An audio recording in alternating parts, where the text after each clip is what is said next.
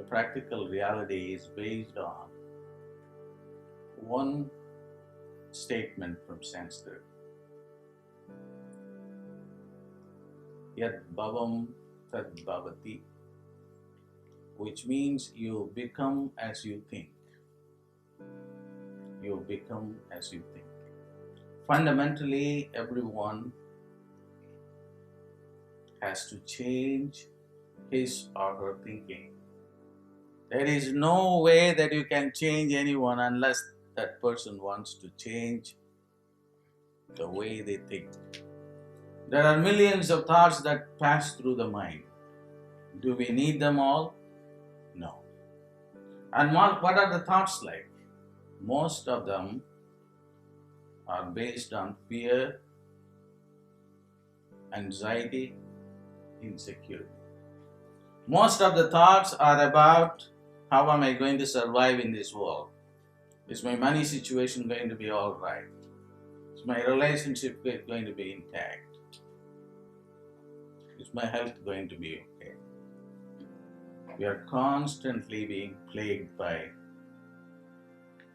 these thoughts. Do we have control over these thoughts? Superficially, you may say no. We do have. We have to become conscious, step outside. We have to step outside of this process.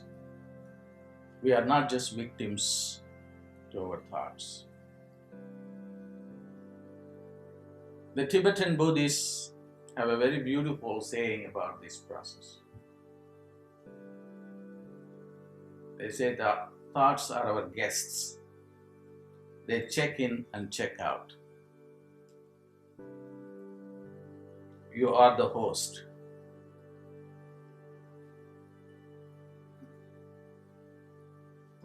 No thought will remain there forever. One thought will be replaced by another thought. I want to tell you the thought energy is a great capital that you have.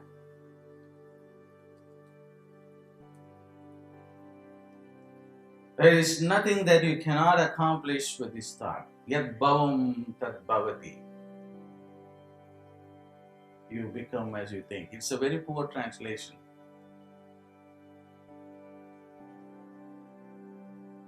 Because bhava is, as soon as you think a thought, it becomes an existence outside as well. That's the real Sanskrit meaning. Because in Sanskrit there is a way of relating the psychological reality with the physical reality outside. So as soon as you think a thought, you also bring that into physical reality. And this knowledge has a tremendous impact to manifest what you want to manifest.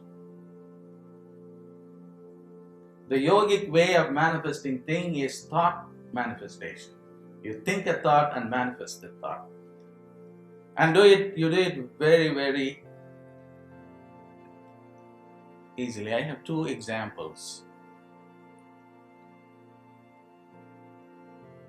One is Conrad Hilton. I think everyone should read this book, Be My Guest by Conrad Hilton. This book is not available in the market, but if you go to a Hilton hotel, they will give you a copy, free copy of that. And there Hilton discusses how he built this empire.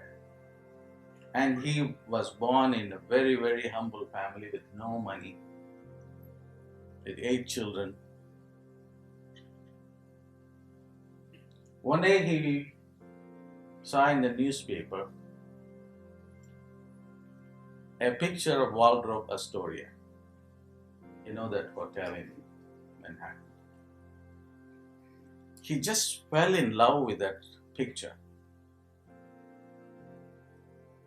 I must build a number of hotels like this. What was the condition of Hilton?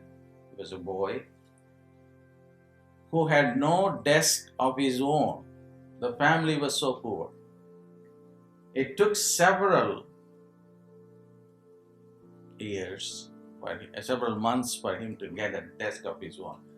But he wanted to put this picture on the desk and look at it all the time. So after several months, he got this table of his own, put that picture on it, kept on looking at it. Within 7 years, he built the first Hilton hotel. And the last achievement in his lifetime was to buy the very wardrobe Astoria. And he had a great mother. And the mother had no money, but she was never negative. Most of the problem with many people is that they grew up in a very negative environment. They have to counteract parental negativity. And the mother asked him to read Helen Keller's book, The Optimism. If you have to learn optimism, it should be from Helen Keller. See, compare yourself with Helen Keller. We have everything. But we are the greatest complainers. And his mother was reading that book, Optimism by Helen Keller. You have to become totally positive. My definition of faith is positivity. Faith means positivity. Doubt means negativity. I should not doubt that I am going to manifest all these things.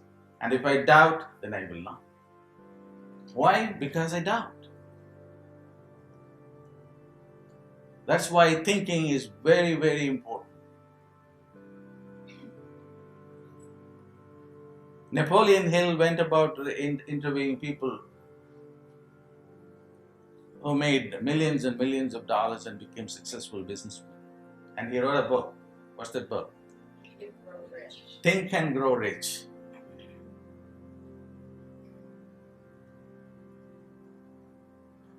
It is by thinking that you do everything. If you don't think, you cannot do anything. I have a group of students and I just wanted to teach them this and then make them to experience in their lifetimes. And I said, and the people who have bad credits and then they wouldn't even want to go look at a Mercedes-Benz. I said, if you want to manifest a Mercedes-Benz, it's very easy. Hold that thought.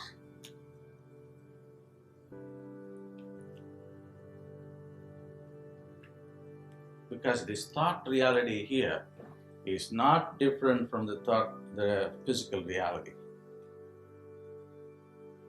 One is a linguistic, psychological reality. The another is the physical, three-dimensional reality. One cannot exist without the other. You hold this thought.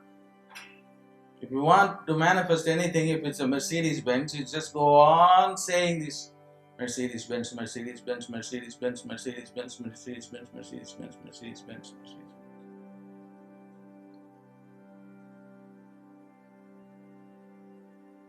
Then you will find that you are attracting it. And this is one example. Another is, there is this guy, Leonardo DiCaprio. And when he was a boy, the high school, he had a mantra. The mantra was Robert De Niro.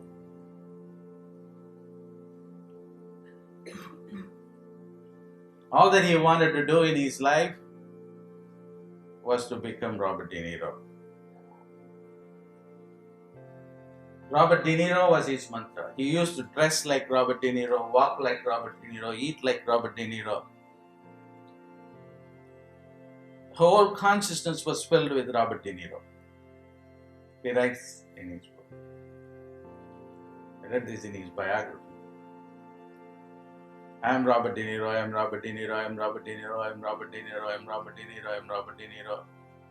His whole consciousness is filled with that. This is how a mantra works. What do you do with the mantra? The yogi goes into meditation. The classical definition of meditation is this: Ye kathanata dhyana, Patanjali. Patanjali is the authority on Yoga Sutras. And he says, Ye kathanata dhyanam. Meditation is the uninterrupted flow of your consciousness towards an object that you meditate on. I can guarantee you, if you just focus on one object for 36 hours, you just go on and meditate on that. Yogananda, who came here in this country, has said the same thing. If you don't have anything you want to manifest, take off from work for 3 days, go get into your room and then just meditate on it. And then you will attract that towards you. Why? Because physical reality and psychological reality are one and the same. So if you have a bad reality around you, you should take responsibility for that. I thought them into existence. It's easy to blame it on others. You cannot blame it on others. Only one person you can blame it is yourself. Second thing, every moment is new.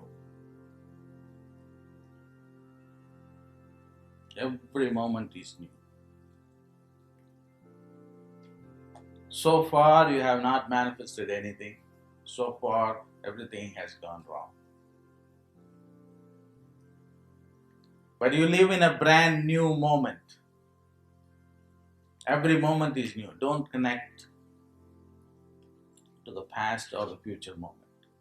You can do everything that you want to do in this moment. This is not a philosophy. This is the truth. Get rid of all your attitudes and live with utter positivity. And you can structure a new reality. And I said that we have thought everything into existence. We have thought poverty into existence. We have thought prosperity into existence. We have thought turmoil into existence. We have thought peace into existence. It's all through your own thinking process, not only in this lifetime, but also from a previous lifetimes as well.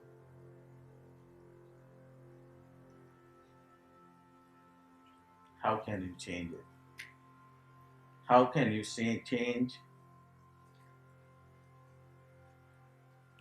your mind? How can you change your thinking? Prosperity is a state of consciousness. Poverty is a state of consciousness. When I talk to billionaires, when I sit with them and talk to them,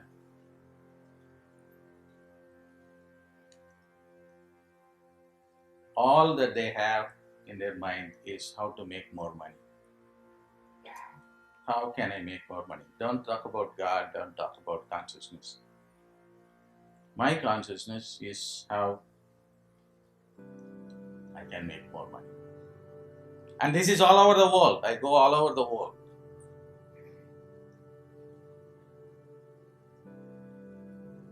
Whether it is in Hong Kong or Switzerland, that's a state of consciousness. I do not judge them. I'm interested in the study of their own consciousness. And then there is another set of people who are not sure, I'm not sure. Wishy-washy. A wishy-washy attitude will create a wishy-washy life. But these billionaires are committed to what they want to accomplish in their life.